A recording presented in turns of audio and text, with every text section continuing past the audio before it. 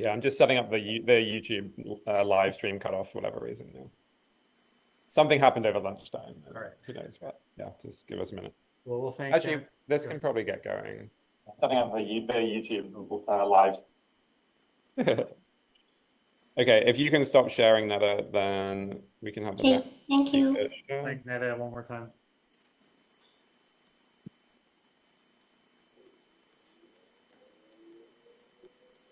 Yeah, Hannes, you want to try and share?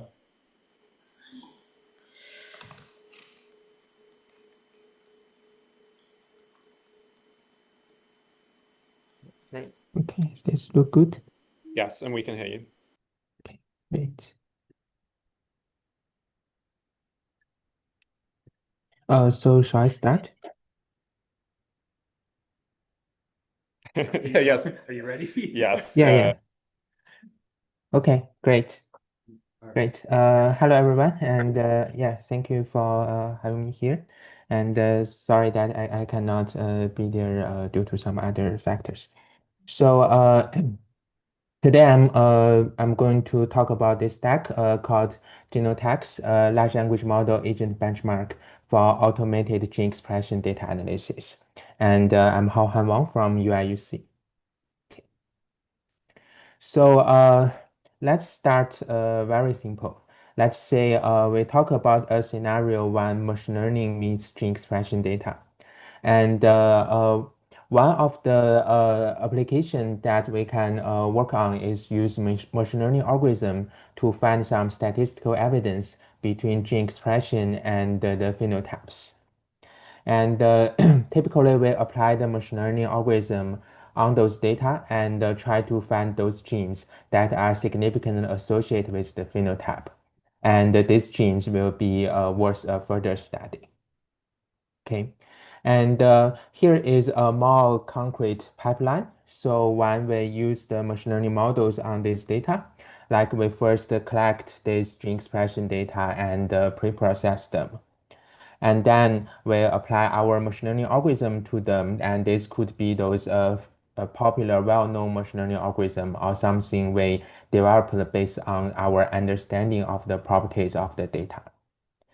And after we apply those algorithms, we can find some genes that are predictive or, in other words, associated with those phenotype. And those genes are usually worth a further study as they are considered as some more like better targets for some other therapeutic applications. And with all this step, we can go actually very far, even probably as further as create a business. And this is actually a true story behind the Mama print. And back then, a couple decades ago, a group of scientists following exactly this procedure collect some expression data over breast cancer and apply some popular machine learning algorithm over those data and identify a set of biomarkers that are associated with breast cancer. And with those knowledge, they introduced this MammaPrint diagnosis tool for assessing breast cancer risk. And nowadays, like this business is probably making millions of dollars every year. And more importantly, it has been helping more than millions of women globally since it's introduced. So this story is very encouraging and inspiring, and this also help us makes us ask the question like if applying these simple machine learning algorithms on one data set can be such powerful, then we have so many different data sets out there, and so how about we repeat this process for those data sets we can find? And that naturally leads to this question, like how do we massively repeat this process over all those data sets we can find? And at this moment, like the answer is probably fairly obvious. Like the success of large language models has well prepared us to build AI to automate this process. As these large language models are typically have bioinformatics knowledge built in, and also they are very efficient in data analysis. And they are considered like pretty good in writing some codes, especially if those codes are established pipelines of using a model over a data set. And finally, it is fairly easy for these large language models to scale to a massive amount of data sets. So this probably is one of our answers, that we can use large language models to automate this process and try to repeat those simple analysis over these data sets. And however, before we try to build an AI to automate this process, there is probably another question we want to answer. That is the main motivation of our work that being presented today. Like, we want to first figure out when we build such AI, and then how do we know that this AI is behaving in a reasonably good way? At this moment, like, there are really no focused benchmark to encourage the development of such AI, like focusing on the tasks we just talked about. And although there are massive public data out there, these data are usually there for people to analyze such that there is really no good standard ground truth for like together with those data sets. And therefore, following this motivation, we introduce this GenoTEX benchmark. Okay. So this is a high-level overview of the construction of the GenoTEX benchmark, and it basically falls into these steps.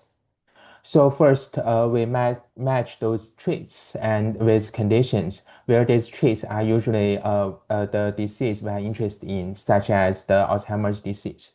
And the conditions are usually those different conditions that one can have. For example, like sometimes it's like a medical condition like the hypertension, and other times the condition itself can be considered as a disease, for example, like diabetes.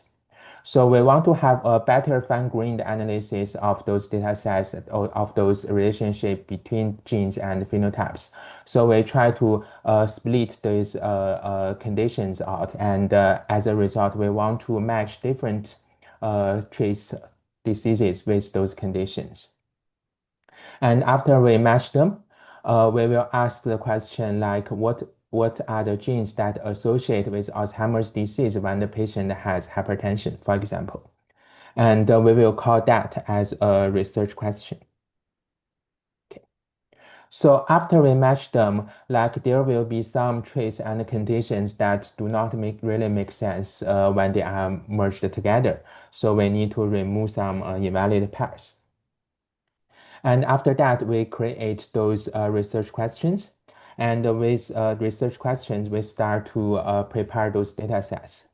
Like the preparation of data sets, like other sources of data sets are mostly from GeneXpression Olympus and the TCGA. And usually it goes through the process, like we need to check the data set quality and impute those values, like, and also we need to remove some invalid records if like there are, for example, there are still too many missing values after the imputation, or like the imputation is not reliable. And then we also standardize those gene names, since they come from different sources, like they could come with different names or different like IDs from different databases. And finally, after this process, we link this data set together with the research question and start to do the analysis, where the first step is going to select the machine learning models. And this selection is usually based on our understanding of the property of the data set. For example, if the data set has some clear structure of stratifications, like, which means like the analysis result is likely to be influenced by some other confounding factors, like we need our machine learning models to be able to handle it. And on the other hand, if the data set is fairly homogeneous, that we want to directly go to the analytics model. And with the selection, like we follow a very standard simple procedure of using it, basically optimize those models parameters, and then we find the results. So if those identified genes are like looks very unreliable, like looks too bizarre, we will repeat this process. So basically, we follow this process to create the data, and the experiments were conducted by two scientists like independently. And if there are like disagreement, that we will have a third scientist to make the decision. So follow this process, we create like a little bit more than 1,300 records of these research questions, which research question is like this disease together with the condition. And for each research question, we ask this question and we have those genes that we identified by following this machine learning process. So we call them like genes identified from this data-driven methods. Okay, so this is basically the high-level overview of the construction of this benchmark. And here a little bit details about those data preprocessing, like for example, where we extract those features and also like some of the raw data that we extract those information from. But I think like the challenges will be best highlighted if we directly look at those codes. These are the codes that are written by the scientists when they are supposed to deal with the data. And also like we can say like later when we test those agents, the agents are supposed to write codes at this level. And we can say like there are several challenges associated with it. For example, for this breast cancer samples, like the data are labeled as such. So instead of directly labeled as like whether they have breast cancer or not, the agent need to understand like all these notations means like the patient are associated with some subtypes of those breast cancers. And at this moment, we need those agents to understand that all these different notations means breast cancer. And and on the right hand side, it's like those challenges comes from different formats of those data. For example, like when we try to extract those gender information from the data, we can easily expect those gender information are currently stored with like a wide range of formats. Like this one is sex female, and it could be we can easily find in some other data sets that is just a female or even just F. Okay.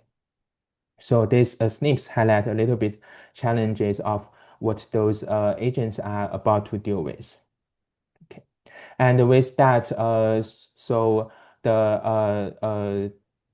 are some other details of this data preprocessing, and eventually we create a benchmark with these statistics. And in the benchmark, we have a bit more than 1,300 records, like which are those questions that we can test those large language models automation system, like whether they can find those genes. So we also, other than the benchmark creation, like in our paper, we also take one step further, like to introduce one solution with it, and we call it a GenoAgent.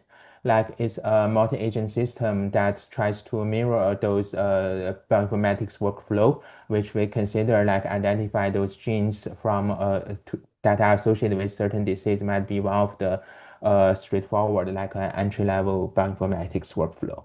And so it consists of these different roles. And so eventually we get this kind of performance. And this first block is our GenoAgent when the backbone is used different large language models. So this entire block is about the performance when we use this agent. And if we are curious about if we directly use, for example, OpenAI O1, that corresponds to this row. Okay. So this pretty much the work we covered in that paper. And other than that, we also go a little bit further recently. Like we introduced a more advanced architecture called GenoMass, has several technical improvements like lying on the machine learning or the engineering area. And so we managed to improve the performance upon. And also along the discussion with the community, we noticed that maybe sometimes like the most useful thing is not a directly end-to-end tool to directly give us the genes that are associated with disease, but just the preprocessing of the data sets that help the human scientists to deal with the tedious different formatting issues of data sets and then prepare those data sets into matrices so that people can use it any way they want. And so to serve that requirement, we also introduced this gene prep tool, which is actually presented at also at MLCB today or tomorrow as a poster. Like it's a tool that like designed to deal with all those different format issues from data sets like GEO or TCGA, help you to prepare them into matrices so that you can continue to do any analysis you want. And further, like as one of the last piece, this is our usage of those GenoAgent or GenoMass systems. Like we argue, like one of the advantage of this automation system is like trying to make things faster is probably one of their advantage. But we believe that a potentially bigger advantage is that they can repeat this analysis like thousands of times over thousands of data sets. And then when we considered all those data sets, all those results together, it might help us to find some results that are otherwise hidden, like if we look at just one or two of those data sets. And following that notion, we introduced this work that is currently online. And so we indeed find some interesting patterns like across diseases. So yeah, so that's pretty much it. Thank you very much. If you are interested, feel free to contact. And also here are this is the GenoTEX is the paper that's the major thing here, and also those two follow-ups. Yeah. Thank you very much.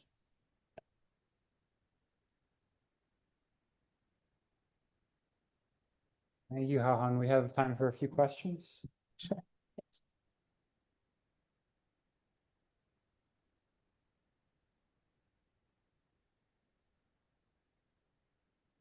Yeah, nice work. I think we all like to spend less time doing data munging. The question I was going to ask was kind of how you see this trade-off of an LLM can directly, and maybe that's what you're talking about with the zero shot. So an LLM can directly clean data in a way, right? Like it can give ChatGPT some list of terms that I want it to normalize, like you were showing for the different breast cancer histologies, for example. Or ChatGPT can write code that would clean up some more constrained set of data. So I'm curious how you figure out that trade-off of like, when is it better to have the LLM do stuff directly? When is it better to have the LLM write code that it runs, that the agent runs? And like, do you have to figure that out, or does the system figure that out? Yeah, thanks for the question. So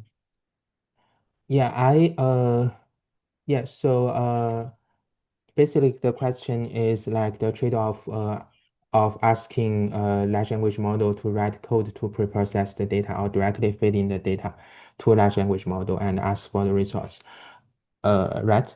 I believe like writing code is like a more reliable solution. Like because like at this moment I don't think large language model like ChatGPT can use their autoregressive like next token prediction nature to deal with thousands of entries of a data set. Like even though the logic is pretty simple, and they are probably start to hallucinate simply because the context is too long. So yeah, so I would recommend like asking for the code instead of the input, the direct output.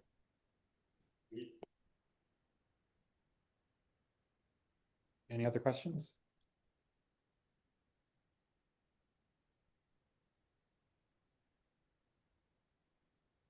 Seeing none, we will move on to the next talk. Let's thank Hahan again.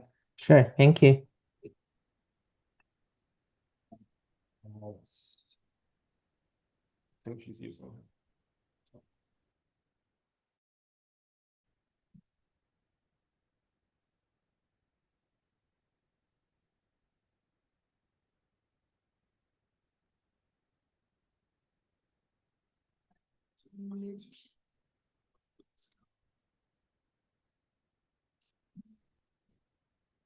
No, because the sound is still going through this, so it should be.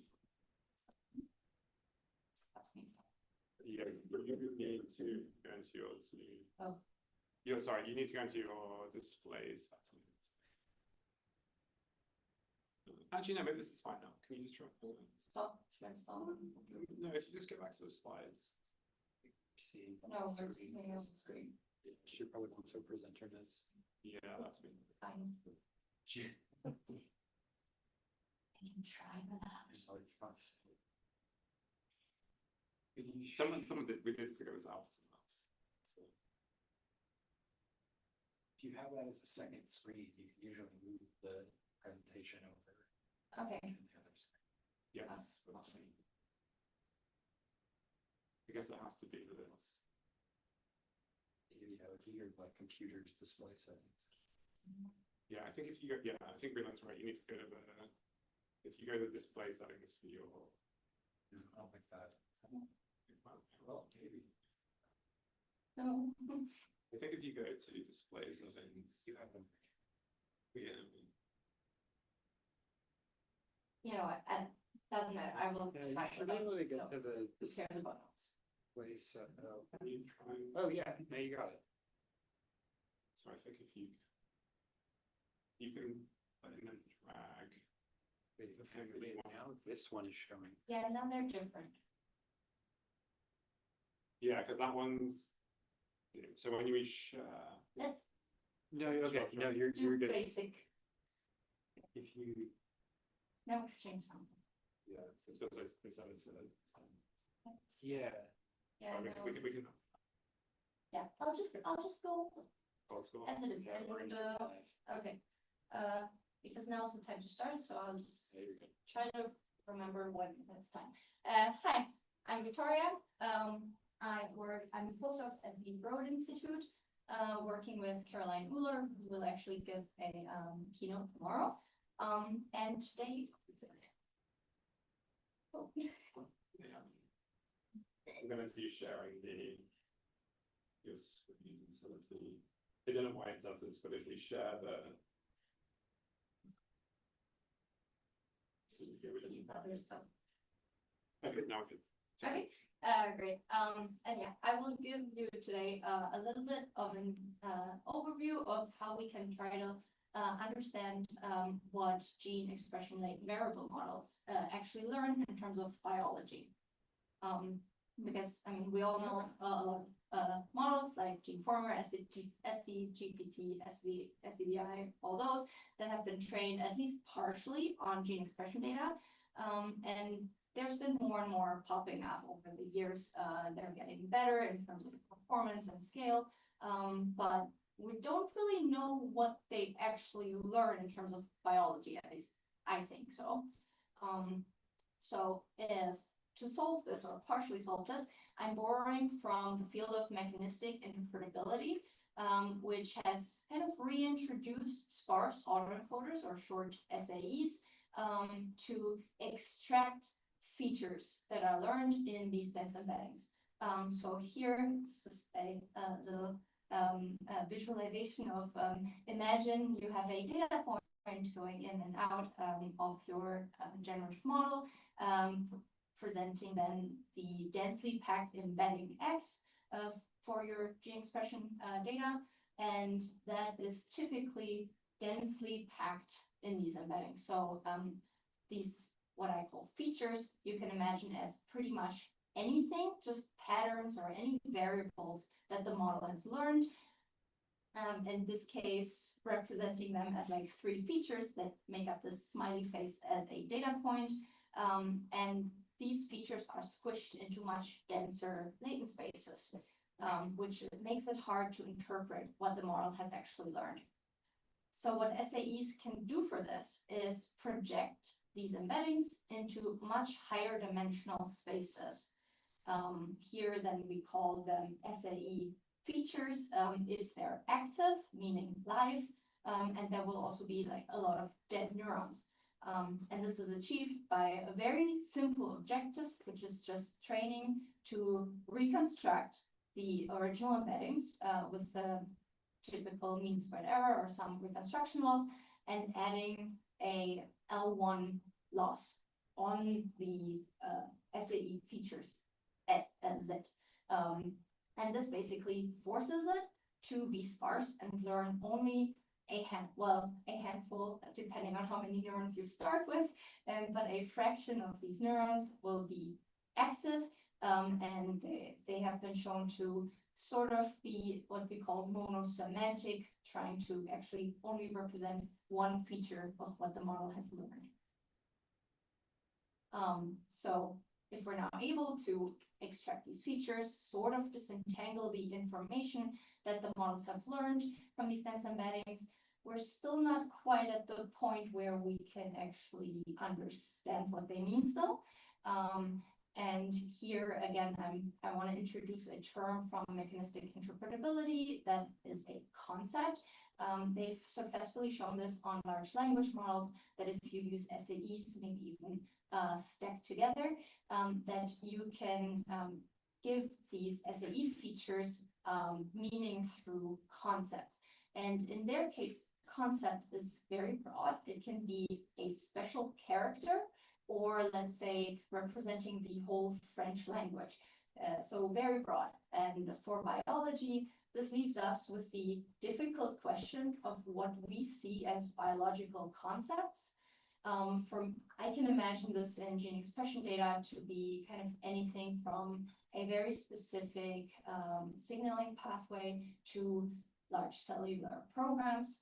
But we need something concrete to actually work with and try to give these features that we found meaning. So for proof of concept in the paper, I use the GenoOntology, all their terms, basically to define like a dictionary of potential concepts. And then what I will introduce in a little bit in more detail, build a pipeline that can find and extract these features from any kind of latent variable, a gene expression model, or also transformer-based models, train the SAE on them, and then automatically annotate these features with Go terms to give them some kind of biological meaning. Okay, so now we hopefully understand what I mean with features and concepts, but what do these features actually look like? So what I've observed in, this is showing not yet very visible, but in a second better visible, representations from a small generative model called multi-GGT of human bone marrow data. And what I've observed is that features kind of cluster into global and local features. So for global features, these will be features that are active in a majority of the cells of the data set. And here's a nice example for this human bone marrow data, a feature I annotated with blood cell differentiation that was very active and with a gradient in the hematopoiesis development.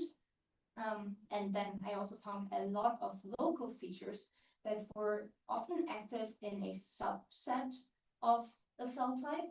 And in this case, if I now remember correctly, so this was a feature active in a subset of transitional B cells, which corresponded well to the response to interferon beta in transitional B cells, which is a critical factor in early transitional B cell development.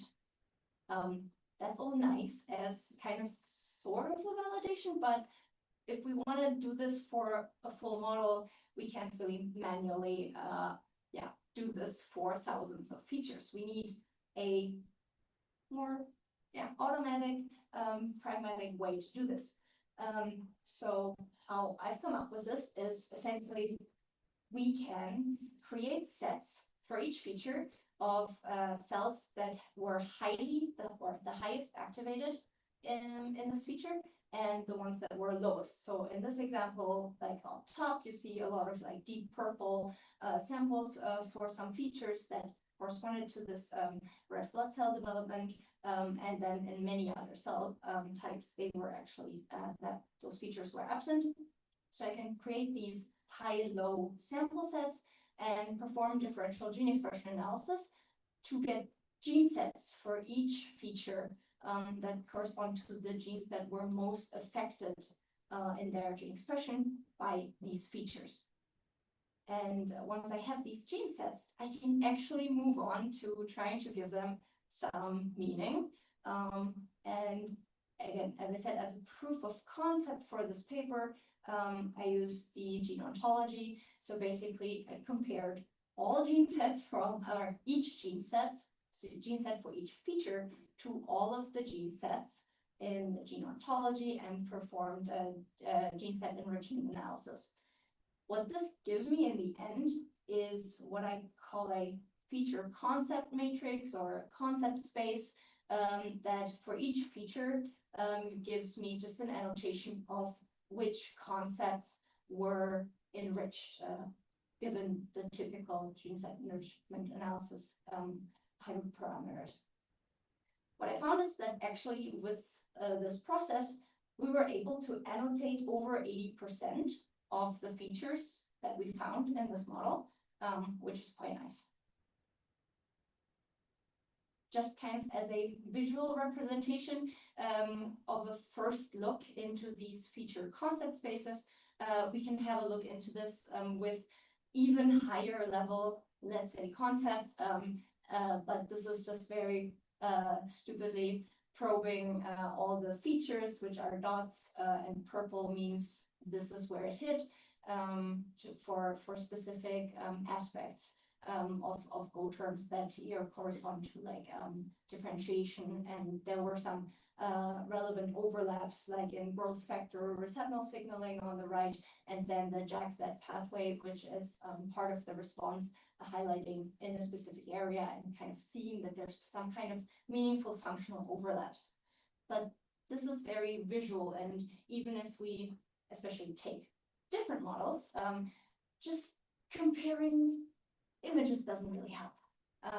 Here, I'm now going to compare this simple latent variable model multi-GGD to GeneFormer because that was trained on a much larger scope, and also because it's kind of relevant nowadays to show that things work on more classical but also transformer-based architectures. So if we can't do anything with this, we can luckily quantify our comparison a little bit. So in an overview, we can see that the number of Go concepts, unique Go concepts that we found was increased in GeneFormer, which makes sense. It was trained on a lot more data, has a higher embedding space. And then we can also compare the feature concept matrices between the features from multi-GGD and GeneFormer that we found. And usually SAEs are portrayed as quite noisy. So I was actually very happy to see that when I trained 3 different SAEs with different random seeds and compared the feature concept matrices through a similarity matching algorithm from the field of graph theory, that the score goes from 0 to 1, and the scores were actually 1 in comparing the feature concept bipartite graphs for multi-GGD SAEs to each other.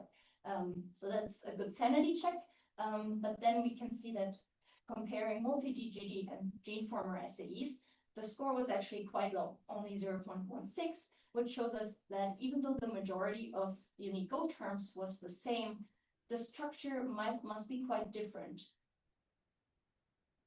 And yeah, I don't expect you to actually be able to read all those Go terms on the y-axis, but this is just another view of what we can actually also do, quantifying this. That was not in the paper, but I will add it. Basically, this is showing the top 10 differently connected Go terms between multi-DGD and GeneFormer. So same, these Go terms were present in both models, but they are the most different in terms of how central and connected they are in the graphs. This especially highlighted this kind of more expert behavior of multi-GGD, which was only trained on this human bone marrow data. It's highlighting a lot more immune signaling pathways, regulation of hematopoiesis, and also concepts that are highly active in immune cells. And GeneFormer, on the other hand, put a lot more emphasis on fundamental signaling, growth pathways, and core cellular machinery. All in all, something that didn't make it into these 15 minutes, but I would like to highlight, if you're interested on the development side, the paper also discusses the robustness and limitations of both SAEs, but also what is actually learned in the latent variable models themselves with some simulated data, to try to help other people that want to work with SAEs to know what their limitations are, and kind of best points to start with in this field. So if you're interested in that, please check that out. Otherwise, I think what a key takeaway message is that we actually found these two different types of SAE features that they cluster to local and global types. I think I also remember that GeneFormer actually had a lot fewer local features, which is something I could look into in the future. Otherwise, yeah, I hope that this tool that was created alongside this paper, SC Feature Lens, can help annotate more models, find out what these actually learn, compare them so we know what kind of the strengths and weaknesses are for our own applications, and also hopefully allow for more hypothesis generation, because you can also use these features to steer cells, so similar to in silico perturbations, but from a more functional perspective. So if you're interested in collaborating, let me know. Want to thank the organizing committee and volunteers for putting this together, and my current and former PIs, Caroline and Anas, as well as some nice colleagues at the Schmidt Center and University of Copenhagen that helped me with this project.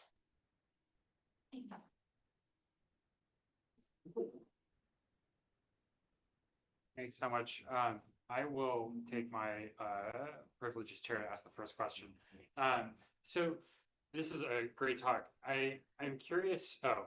We have the mic up here, but I'm kind of curious if you're taking these existing embeddings and then trying to interpret them.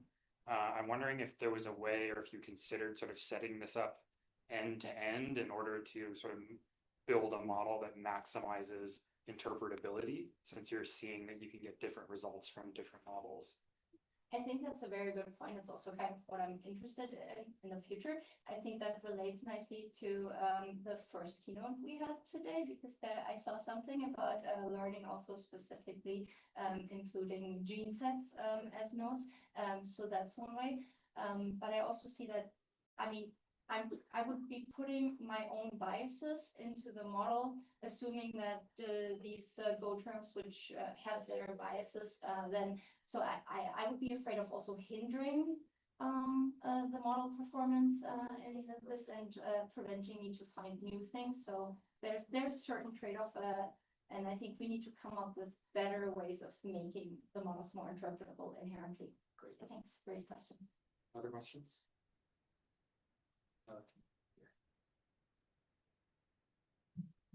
I have a question over here. So you said you were trying to build these graphs or clusters from the embeddings, like the previous question asked. Have you tried attribution graphs, which are trained end to end? I think Anthropic used it maybe beginning of this year in their interpretability work. I haven't tried them. I read a recent paper. There was another, actually, so if you're interested in the attribution graph side, there was recently another paper doing this on GPT. So I think it would be very interesting actually to compare them. But yeah, I haven't tried it. I know, a really interesting talk. I actually wondered if you had any like comments on like, you know, how you talk about like defining the concepts, and you go with like coterms, which obviously like have like these very like global terms and then local terms. But then like how that would change based on like your selection of concepts, like depending on how, I guess, granular you go and how you define them versus how broad you go, like how does that change, I guess, interpretability, or how like the model setup and stuff, if you had any comments on that. Can I ask a quick question? So what do you mean with the deciding on the granularity of the It's almost like, because here, like you said, like about the cellular programs versus, I guess, genes. So like, you know, that, I guess that's what I mean by like granularity. Okay, I mean, so with the Go concepts, I've basically let the model look through all Go terms, so any level. So trying to pick up on that. I'm not sure if there's maybe a bias towards more granular, like fine-grained or higher level concepts, depending on the gene set enrichment analysis thresholds. That would be something I think good to look into for this, but otherwise, like I try to be more agnostic of this. And since there's also different levels of the scope of the features, I would expect that I can find both here. But I also know that from the simulations I've tried, a problem there was like, if you have known hidden variables and you have the observed features, it's really hard to find the hidden variables because a lot of SAE features will be presenting also the observed features. So that's kind of hard to disentangle in terms of interpretability. We could take one more question. Hi, thanks so much. I think with these SAE concepts, there's this really exciting idea of being able to discover new biology that you sort of led with at the beginning. I was curious if you found anything that jumped out to you as new that maybe disagreed with the Go annotations, or what's happening with the 20% of SAE latents that you couldn't annotate, if you could speculate. That's a great point, great question. I haven't yet looked into those SAEs that I couldn't annotate because they just fell below the threshold. And I think I would have to work together with people that know more about biology than me. I think that would be great. So yeah, if there's someone interested. I sometimes ask ChatGPT to give me a summary of some Go terms, but I wouldn't trust it with that. But that's a very good point, and I would hope to get deeper into that. Thank you. Let's thank Victoria one more time.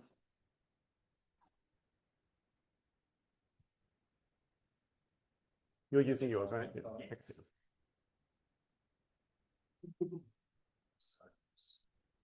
So plug into this. If you want to. Never bad. Yeah, and then yes.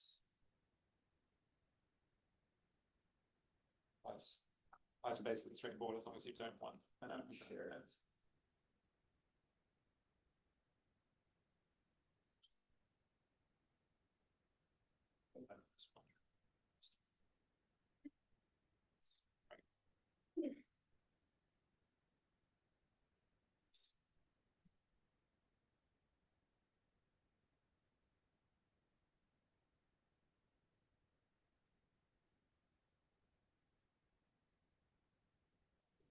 Yeah.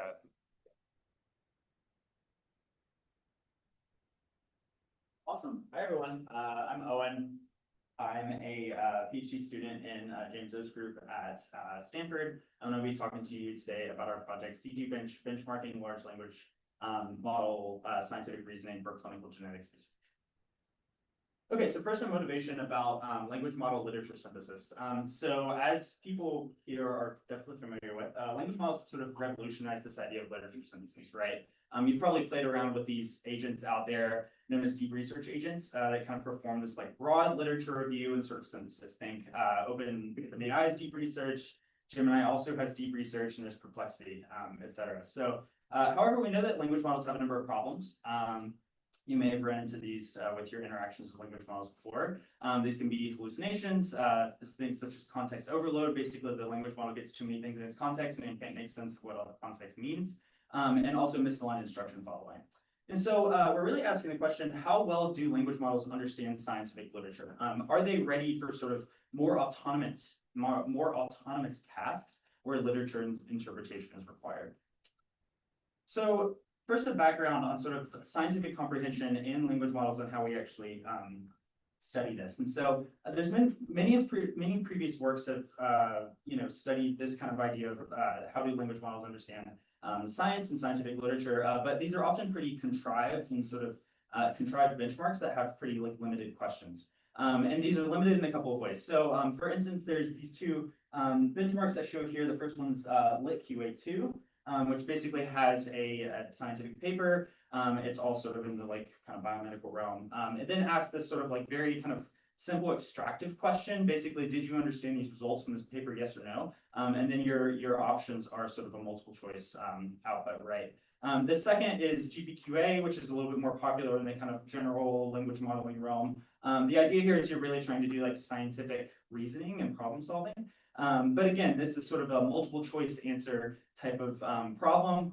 Your outputs are pretty limited. And so we really want to look for kind of benchmarks where it reflects real world scientific usage, right? And benchmarks that have this kind of human explanations with it, so we can actually understand if the kind of reasoning process that the language model is following to get to an answer is similar to how humans would. And so the core thing here we're asking is, can language models move beyond comprehension to interpretation? And then further, is this interpretation ready for things that are very high stakes, such as clinical actionability? Okay, so that brings us to ClinGen and variant gene curation. And so, as this audience probably knows very well, genetic screening is something done that's very common in the clinic, where basically you're going to run genomic sequencing on a patient to determine disease risk for that patient, right? But when we're sort of studying the genotype and trying to understand what the disease risk is for that patient, we need to have sufficient evidence before we can actually determine that genotype to phenotype link. And that's where ClinGen comes in. So ClinGen, for people that aren't familiar, is this consortium that tracks clinical relevance of genes and variants. This is an FDA-approved resource that's actually used in the clinic to make clinical decisions. And what they do is they essentially compile expert annotations on the status of genes and variants. And I'll talk about what that looks like in a minute. But how we think about how are we going to actually determine whether there's significant evidence to determine if these genes or variants are sort of we can actually use that information to determine disease risk is through variant curation and gene curation. So I'll refer to the VCI, which is the variant curation interface platform that's used through ClinGen, and also the GCI, which is the gene curation interface. Okay, so what is variant curation? So basically what this process looks like is it's a huge sort of literature kind of synthesis, right? So what ClinGen does is they go and recruit an expert that's often somebody that's maybe an MD or somebody that's worked in genetics before.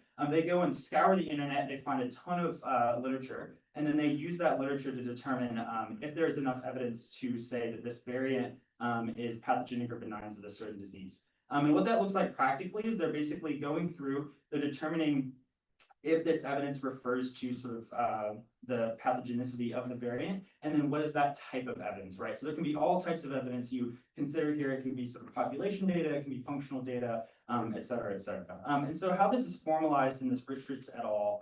Paper that sort of lays out this standard of practice is in evidence codes.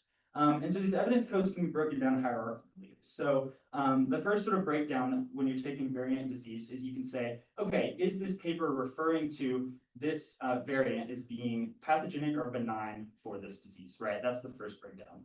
The second is, what is the strength of this evidence, right? Is it really strong? Is it more weak? And this is, again, you can go down these sort of branches for both pathogenicity and benign. And then the third sort of grouping is actually what type of evidence is this referring to.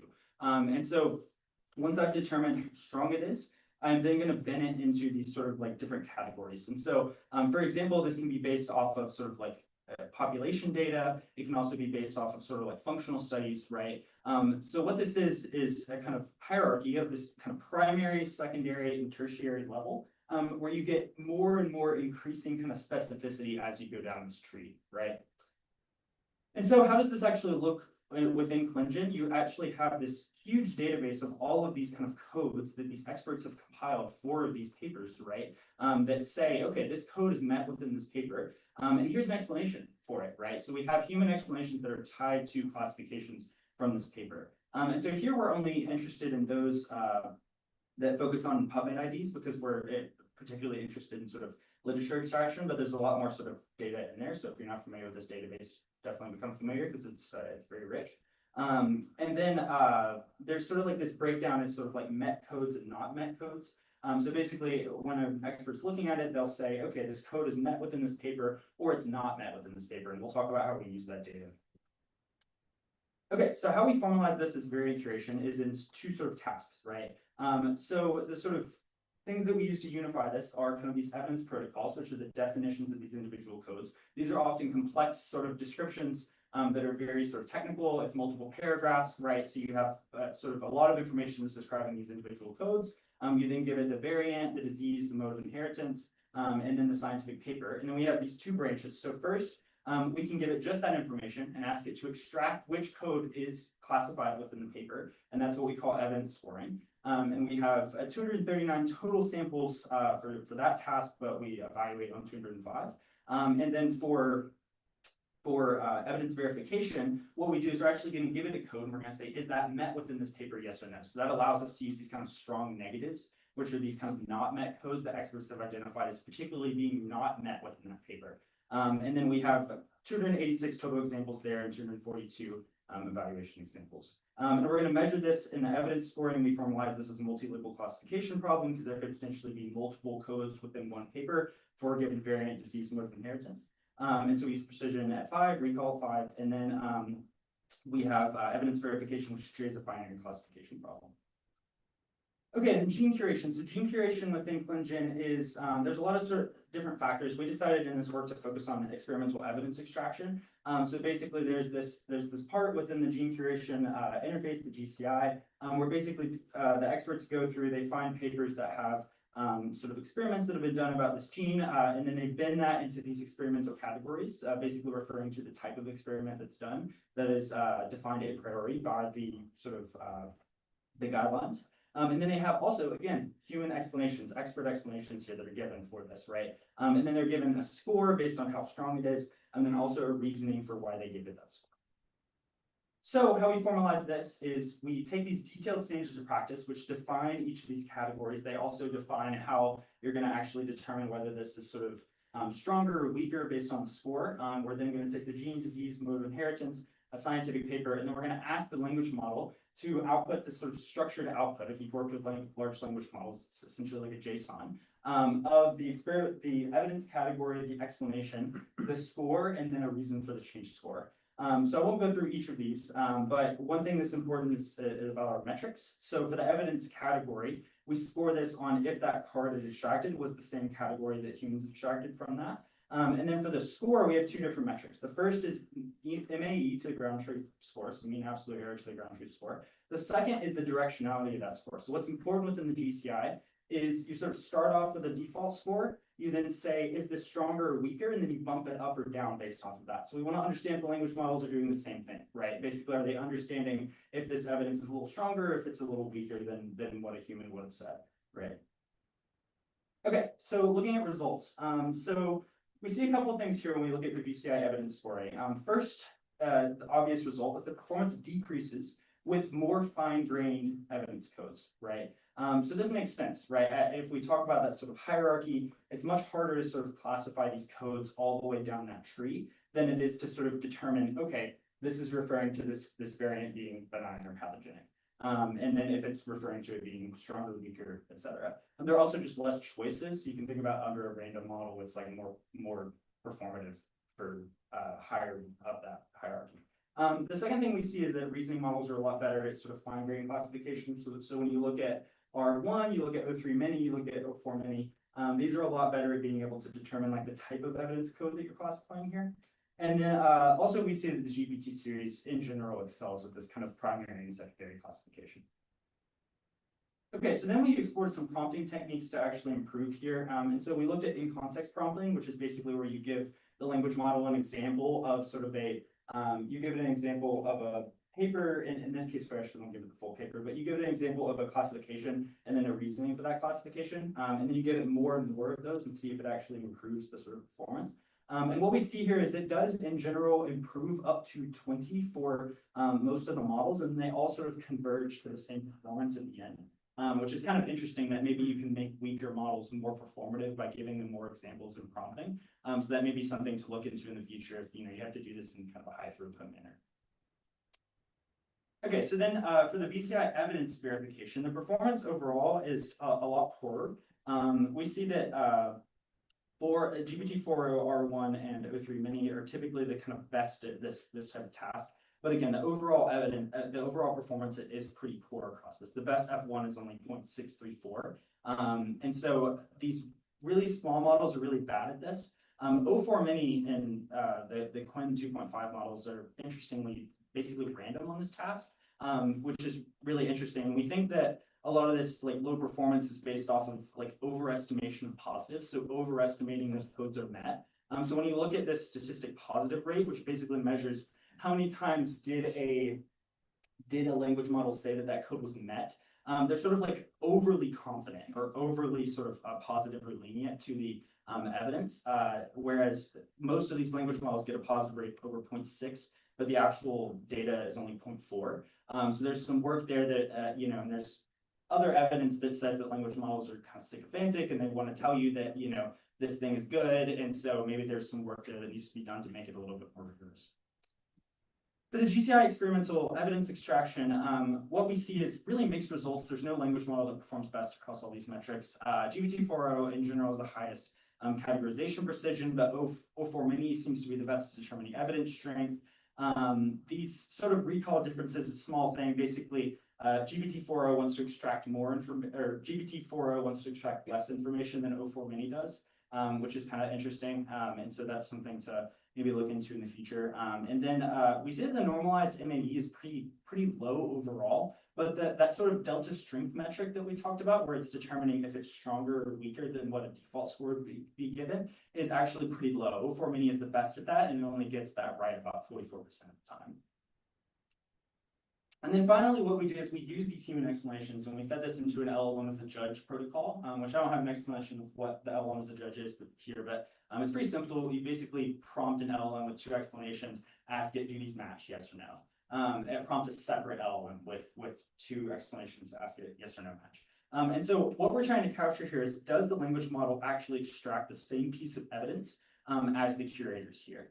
And so I won't go into details about this, but basically we validated this judge performance against kind of human analysis. So we ran a small subset, and then we had some human experts kind of look over them and say, yes, this matches, or no, it doesn't, to determine what the best sort of prompting method was going to be. And then what we did when we ran this through a couple of these models is we saw that if you remember that sort of in context prompting technique, it actually makes the models a lot better at being able to explain the evidence that's extracted from the papers. And so there's some evidence that not only does this sort of, in context learning kind of prompting help the actual performance, but it actually helps the models maybe understand the data a little bit better. So there's maybe some more work that needs to be done there.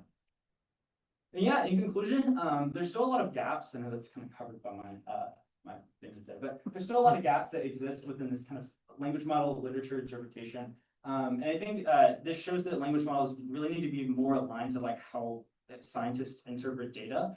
We got some feedback on this paper that basically said, oh, well, how do you know that your language models are not extracting something that the humans didn't? And that's an interesting question, and maybe something that people need to potentially look into, is how to evaluate that. But what we do know from this is that these language models aren't necessarily super aligned to how scientists interpret literature and data, right? And so yeah, please scan our code base up there if you're interested in using this model. I don't know if it'll work since it has a little bar in it. But you can also find it on GitHub and stuff. And yeah, thanks to the team, to the Zoe Lab and Plunging collaborators so much for the help. And I'll take any questions. Thank you.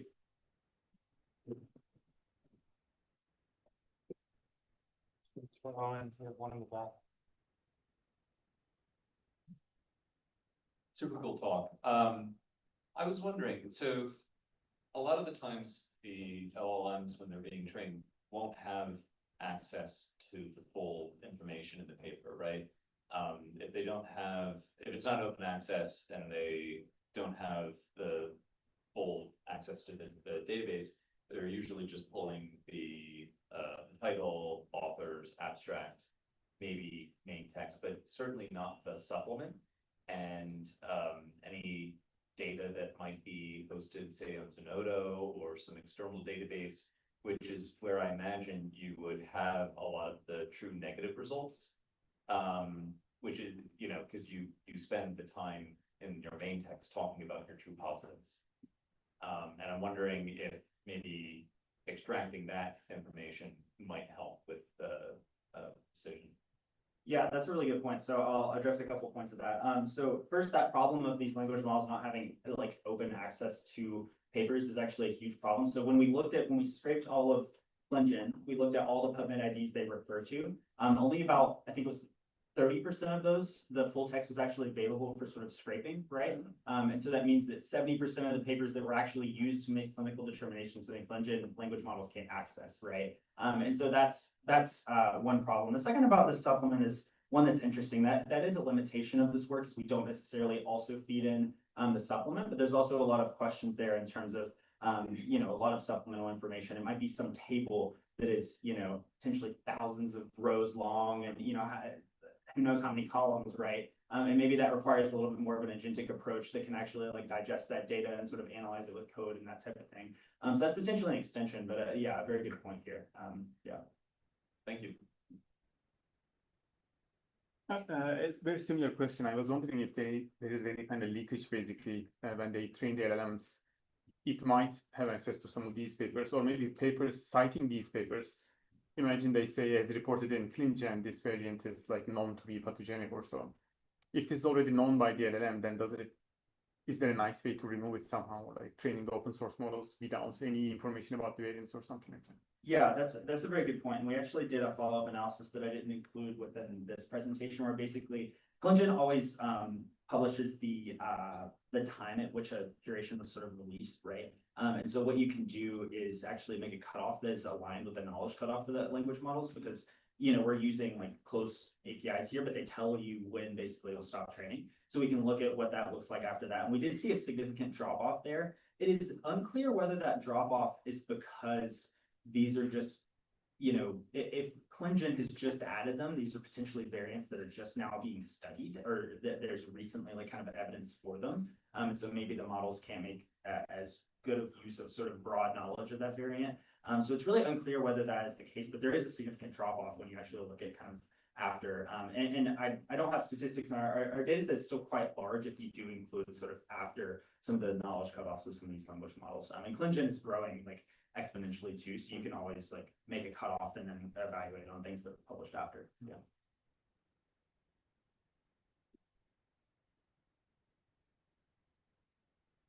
Really cool and important work. So I mean, to me, one take home here is that, you know, these commercial, very like general purpose models, I mean, are still falling very far short to, you know, of being able to replace a clinical geneticist, right? And I guess, you know, what's the, like, is there a path to getting, I mean, are the smaller models, can you fine tune? I mean, here you've been basically just testing these, I guess, relatively, you know, general. So what's the next step? How do you, and is there any insight in terms of the mistakes it's making? You mentioned, you know, open access, that would be one simple thing, but is there any kind of interesting way that it's getting things wrong? Yeah, that's a very good question. Thanks for the question. So I think there's a couple different ways. I think the open access point you made is an important one. This is in general a problem for sort of these like deep research agents within scientific literature. This is one of the reasons that Open Evidence, if people are familiar with that startup, they basically have a like partnership with NEJM where they get access to all of NEJM's like internal journals that they can then output to like physicians using the work, and that's part of the reason that gives them a lot of their valuation beyond. And so I think that's one part of it. I think the second is this kind of thing I mentioned earlier with more kind of agentic approaches, where there's potentially a lot of data that is within some, database or within a paper, but it's kind of hidden within like supplemental data, that it would be really useful if the agents can kind of actually go and execute code to be able to analyze that. There's also, lots of papers that have been, well, I won't say lots, there are papers that have been written out there that maybe make some errors in their statistical, calculations and things, and it would be useful to have an LLM be able to recheck things like from data. And sometimes that's how these experts actually determine whether, a piece of data is actually useful or not. So I think going in more of that kind of general, like agentic approach would be an interesting direction. But yeah, lots of development. And that's with prompting, or is there space to make a more specialized vertical model? I get it, you could feed it better data or use, one of these, whatever, vector DBs or something, but those seem like, is there any way to kind of more directly, fundamentally, get this to the next level? Yeah, I think like with the prompting, like using these kind of like more just prompt only kind of code execution agents could work. It's also, you could potentially do some preference alignment with like human scientist experts. You can imagine like you sat an expert down and had them interact with the model and had them say, this is good, this is not, and then we actually use RL to like fine tune the models to do that. And that could be in any setting. You could have an agentic approach on top of that, whatever, right? And that might actually help align a little bit better to sort of like how scientists kind of interpret data. So I think there's a lot of like open questions we need to ask here, especially ones that maybe industry's not asking, for like using these language models specifically in this type of precise scientific research. Yeah, thanks for the question. I think in the interest of time, we should move on to our last short sponsor talk. Oh, sorry, yes, thank you.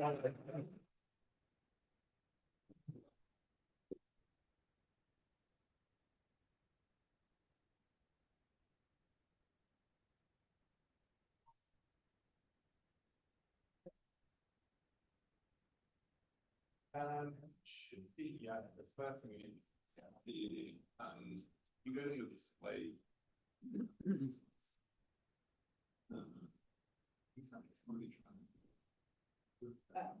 Actual question.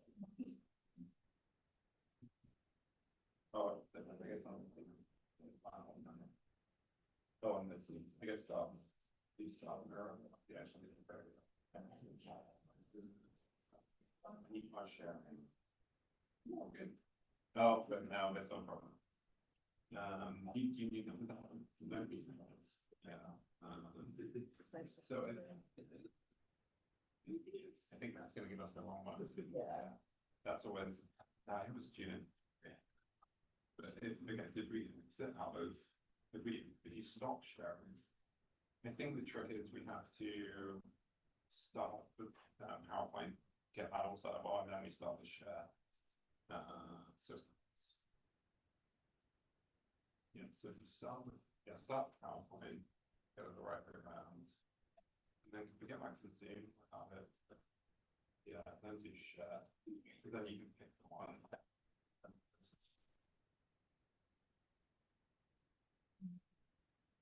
Awesome.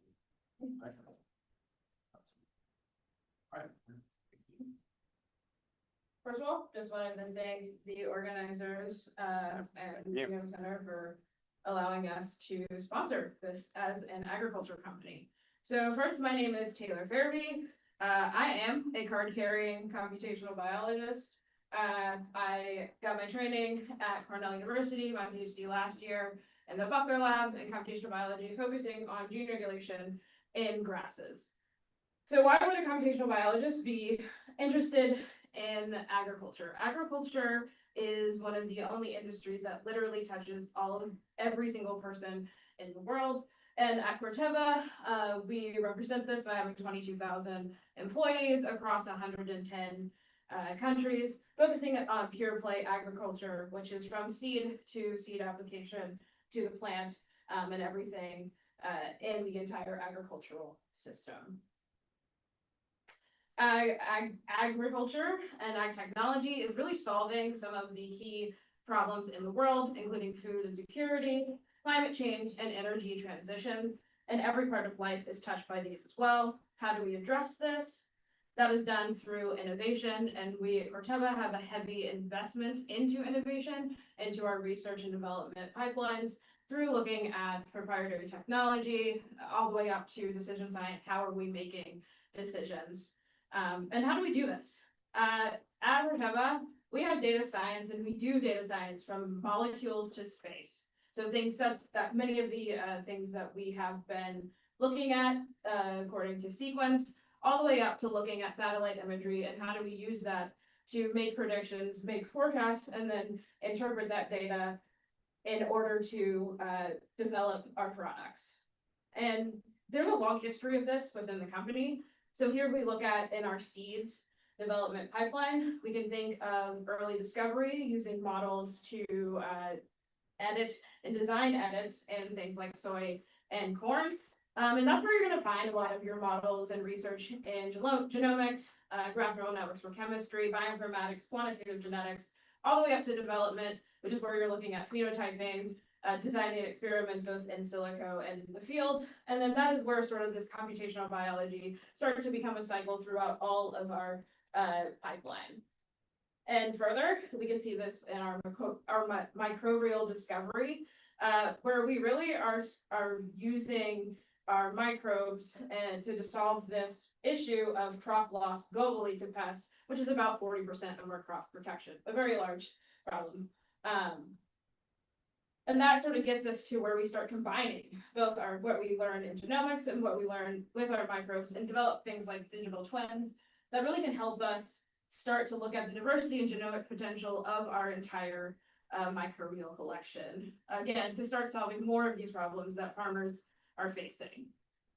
Once again, we are Corteva.